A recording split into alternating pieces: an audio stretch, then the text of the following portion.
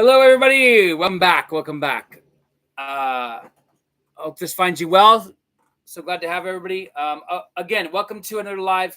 We're going to be doing these on a regular basis. So again, thank you for your patience. We're just trying to get our head around the tech and Wi-Fi and all this good stuff. So we're going to still try to explore and unpack two concepts that I think are very misunderstood in Neville's kind of collection of works and ideas. And so I want to explore with you today what those two ideas are and how you could apply them practically. Because remember, this is about actually taking, because sometimes I think manifestation can be so nebulous and out there and abstract. And you're like, oh, that's a great concept. It makes me feel good for 5 seconds, but how do I apply it? Right? So that's what we're about here on this channel, finding you ways in which you can take, manifestation techniques and turn them into advanced tools and strategies to help you, whether it's you want to use it to manifest a successful business or, your SP back or more confidence, whatever it is. So I want to explore that with you today by going through two concepts from Neville's work. So the first one is persistence. Okay. So when people hear persistence, they hear the word persist, which means to keep going. Okay. Now that's a great basic understanding, right? That's not a really foundational understanding. That's just a basic understanding of what Neville is talking about. So most people think, okay, well, when Neville says to persist in the wish fulfilled, right? Or to persist in the end, it just means to keep going in the end from the end, right? And again, to unpack that, in the end means what would you feel like? What would you be like? Who would you be? How would you see the world? How would you react from? What kind of person would you be, right? If you were to be in the state of having everything that you wanted, okay?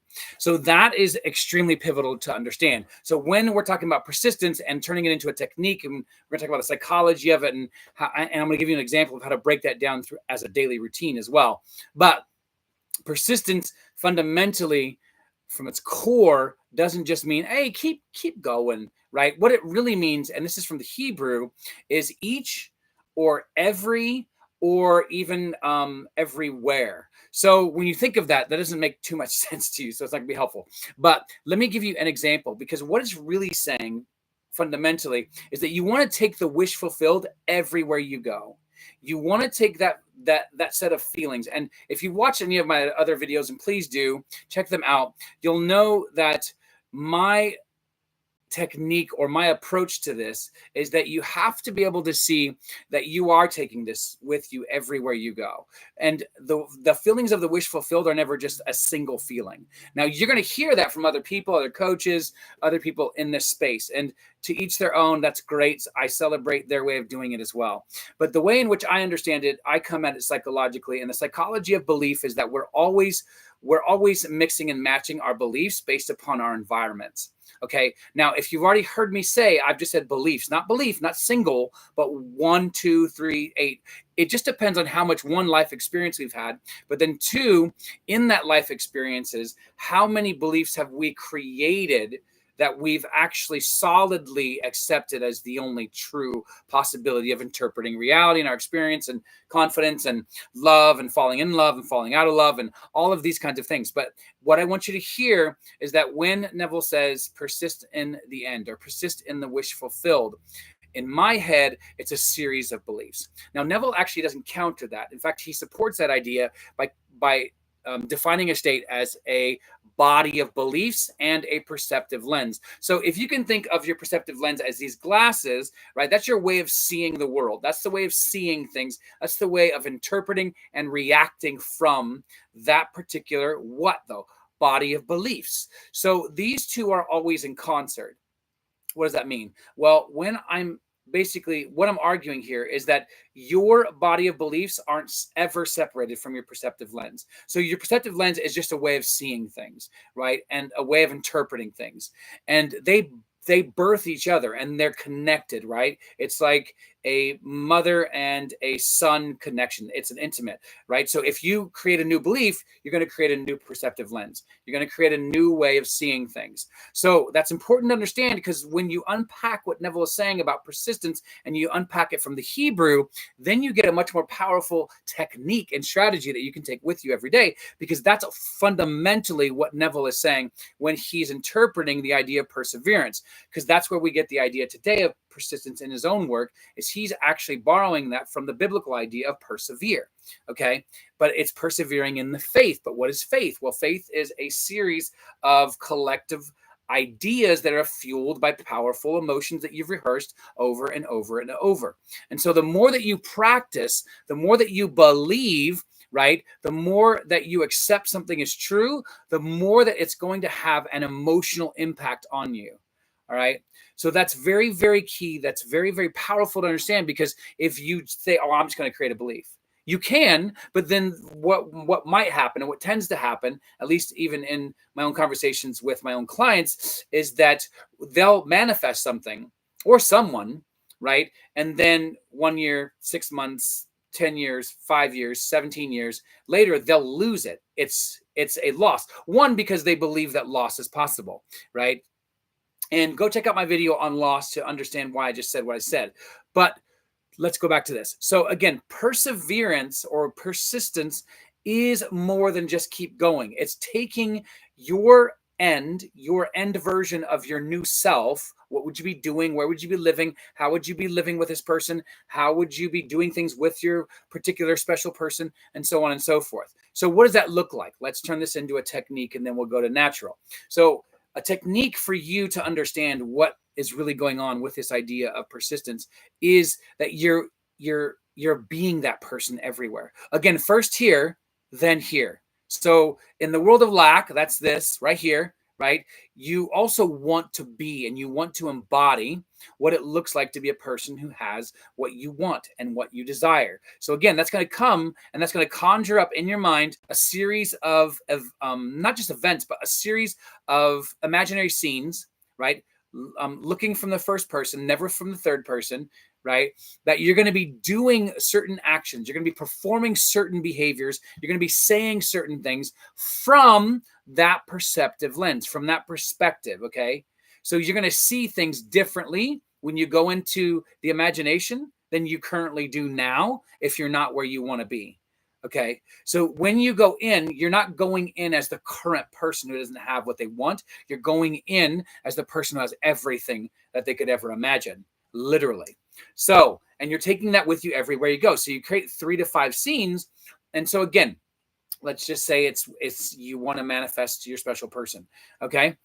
And so you imagine them coming up to you and meeting them, and it's so not awkward, right? And it's so easy, and it's so effortless. And you imagine that scene, and you just rehearse it and rehearse it and rehearse it and rehearse it, right? But listen, and this is where I differ than most other Neville-based manifestation teachers, is that I actually believe that you should do some sort of embodying action in the world of lack, in this world, right? Because science shows that if you can create a cohesive, fused relationship between the conscious mind and the subconscious mind, that you can actually manifest quicker. So this is just an advanced technique for you to try, is that if you actually can create similar actions that you are performing in your imaginary scenes out in this world, you can end up manifesting quicker. And this isn't some pipe dream. I'm definitely not one of those people who believe that, like, okay, manifest this in 4 minutes. Can you? Probably. But most likely, maybe not. And again, I'm not like one of those people who are like against the impossibility or against miracles. I'm all for it. But if you have a preloaded set of limited beliefs that are coming along with it, it's not going to happen in 4 minutes. And that's what I'm really, really saying when I say that, right? Is you have to really deal with this. Okay. And so, okay, so let's see. Thank you, Deborah. So you're talking about scene creation. If you struggle to create a scene yourself, is that what you can help within your own coach? Yes. Yeah. So one of the things that we do offer, and I'm going to come back to this, I just want to answer this question, is do we offer scene creation in our coaching program, and 100%. In fact, it's a product and it's a separate product. So if, for example, you're more interested in getting the products, then that is something that we can actually share with you as a separate thing that we do, but also it does come with our packages. And so it's kind of a nice deal that you can actually really, really use, because we can create scenes for you. Not only can we create them for you, and we will, but we'll also record them. Yeah, so definitely get in touch about that. So thank you for that question.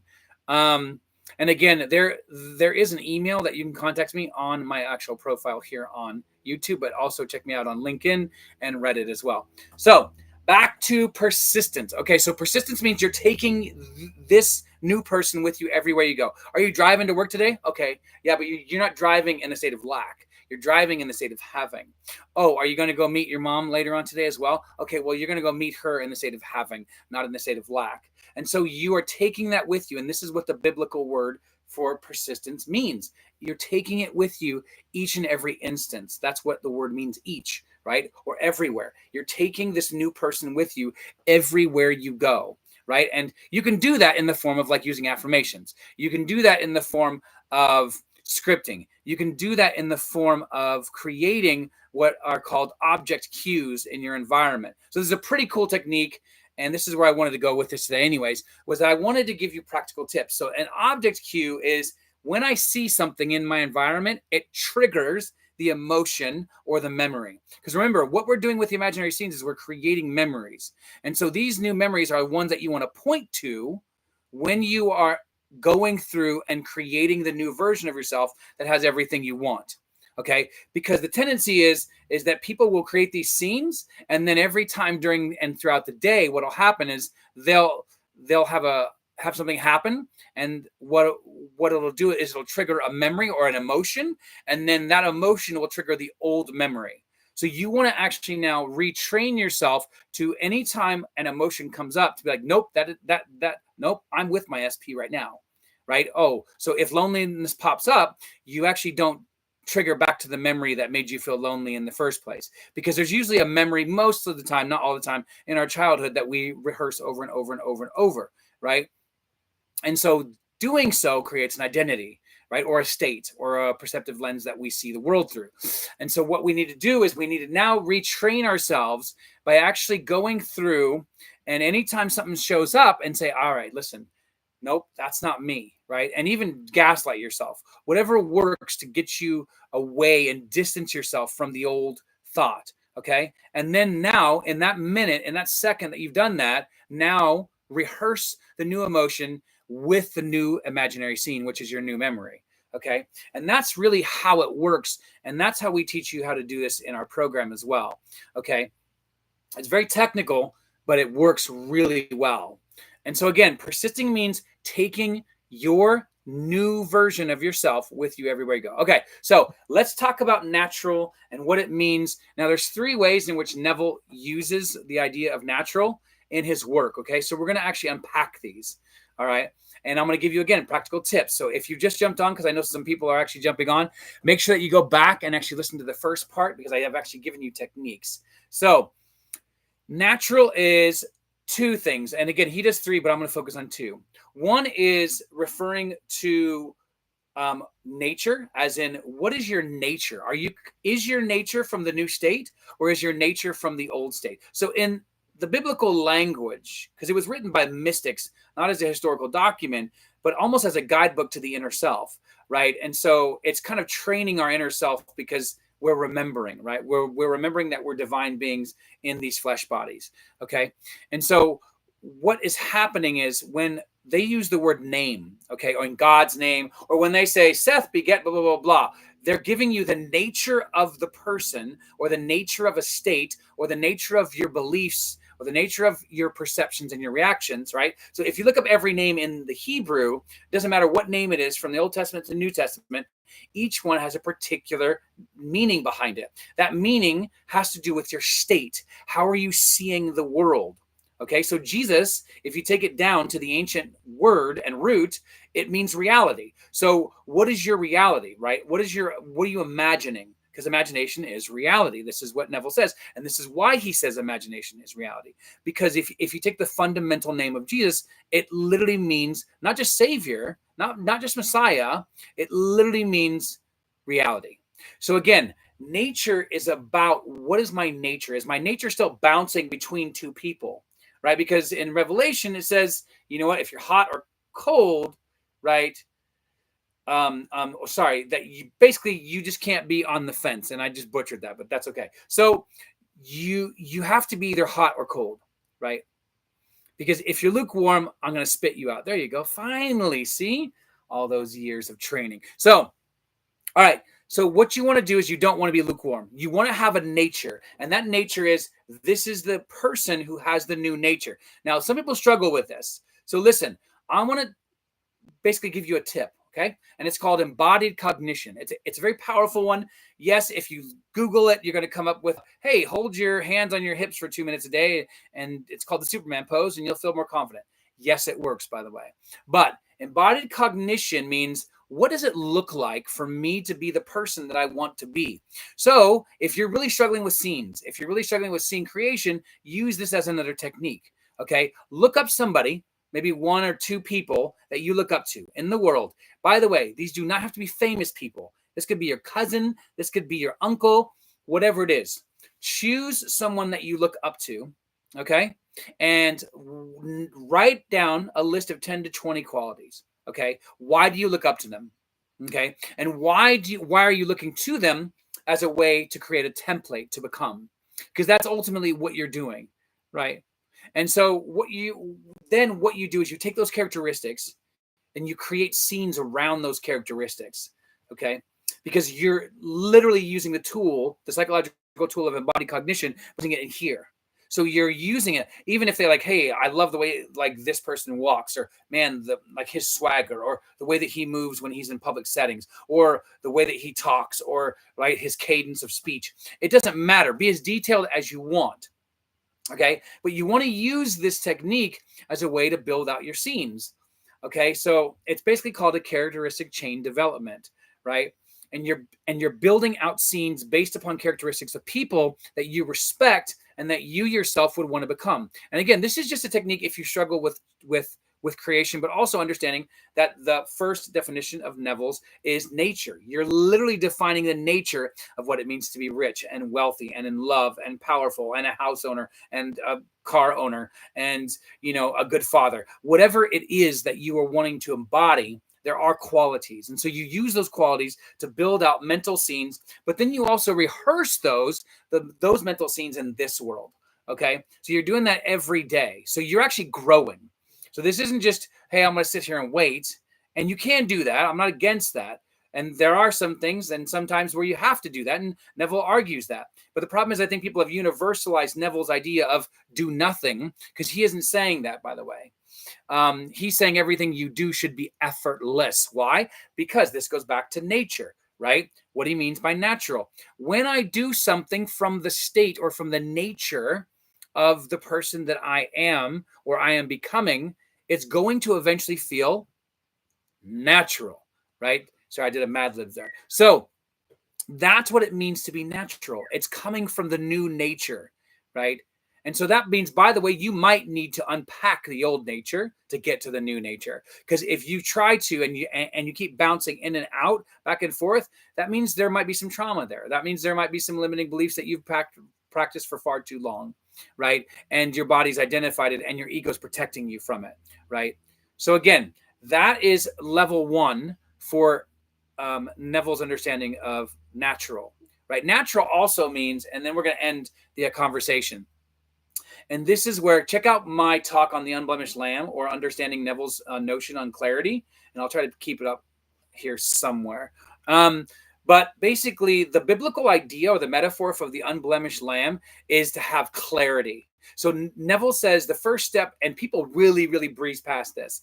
And I think it's actually to your own detriment that you don't fully grasp what he's meaning when he says, listen, you need a clear desire. Okay. So what does that even mean? So a clear desire doesn't just mean I want a house or I want an SP or I want $1 million. Okay. those are great things. And can you manifest those things without having a clear desire about what I'm going to go through? Sure. But the way in which people mostly define desires, it's big or small. And so first things first, don't call any desire big or small, because your brain's going to then try to say, oh, that's too big, right? Because remember, what's the ego's job? To protect you. It's doing what it's supposed to do. And it will look at that and say, well, you can't do that. Right. So just talk about how everything is easy to manifest. Okay. That's where you want to get with manifestation in general. All right. And my own firsthand experience is that the more and more I practice the idea of manifestation being easier, the faster things came. Okay. So I want to encourage you to do that. So as I end, what I want to do is do this little part 2 breakdown of Neville's concept of natural. And again, check out my other videos on it. I'm going to be posting more about it and breaking it down even more. With more minutia. Okay. So again, natural also means back to this clear desire. So clarity of desire doesn't just mean I want a house. It also means the unblemished lamb. So lambs or sheep in scripture are a metaphor for your desire. So the unblemished desire, that means I want, to fall in love. But then you have a huge bundle of past memories, or you have a huge fear of rejection, or you have a low self-esteem. That's not the unblemished lamb.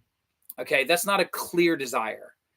And so what's going to end up happening is you might manifest the house, you might manifest the SP, you might manifest whatever it is, and then you end up losing it. You might even manifest $1,000 and then end up having to pay something that costs $1,000, right? And I know people who've actually shared these kinds of experiences with me. So this is why it's important to get to the point where you are advanced in your understanding of how to apply manifestation and the law, right? So again, the unblemished lamb, it really, really does refer to a clarity of desire. You want to be clear. So you want to unpack all of those limiting beliefs, right? Or here's part 2. You want to saturate your subconscious so much, or drench it, according to Neville, right? So much so that there is no chance of this happening. So either way, you're going to be doing some sort of, and I don't like the word work, but you're going to be expending some sort of energy. And that expansion of the energy should be the old man being gone. Okay. The old beliefs just being gone. So you are going to have to give up something. And usually that giving up something is how you gain the world. Right. So hope this was helpful. I could even go further with this, but I want to keep these really short. If you want longer ones, just, request that in the comments. Thank you for your patience with all the tech stuff today. Be on the lookout. I'm going to try to be doing these on a regular basis. Let me know days and times that work for you. So thank you, everybody, for who is subscribed. If you haven't, make sure that you subscribe, hit that notification bell icon, and it actually helps get this message out. So thank you very much for your support thus far, and much love to you guys all. Be safe in the world. Talk to you later. Bye.